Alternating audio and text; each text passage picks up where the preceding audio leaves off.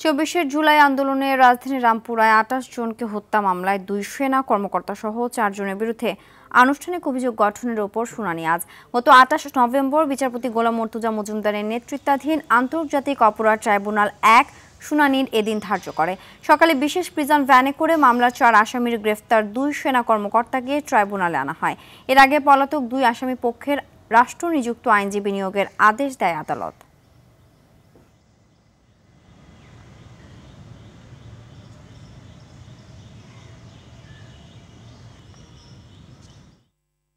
দর্শক, আন্তর্জাতিক অপরাধ ট্রাইব্যুনাল প্রাঙ্গণ থেকে সরাসরি যুক্ত হচ্ছেন সহকর্মী জিএম মাহমুদ। মাহমুদ, অভিযোগ গঠনের উপর শুনানি কখন শুরু হতে পারে? ট্রাইব্যুনালে আজ আর কোনো মামলার শুনানি আছে কিনা জানাবেন।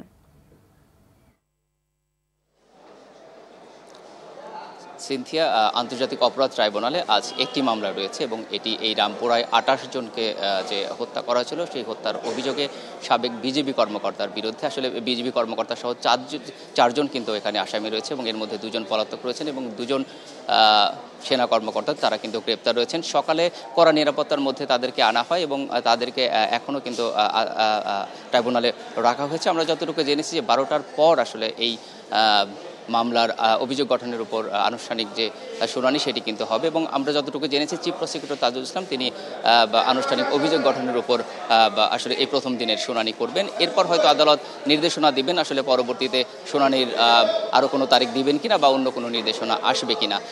এছাড়া ট্রাইব্যুনালে আর কোনো মামলা নেই।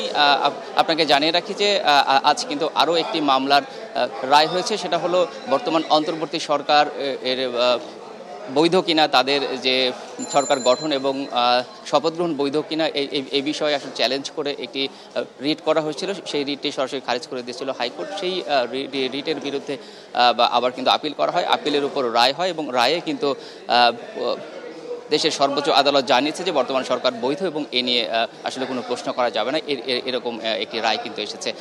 এছাড়া আরও কিছু মামলার আজকে কার্যক্রম রয়েছে, আমরা পরবর্তী সংবাদে হয়তো এ বিষয়ে আরও বিস্তারিত তথ্য আপনাকে জানাতে পারবো। তো আপাতত আদালত প্রাঙ্গণ থেকে এই ছিল আমার কাছে সর্বশেষ তথ্য। সিনথিয়া, ধন্যবাদ।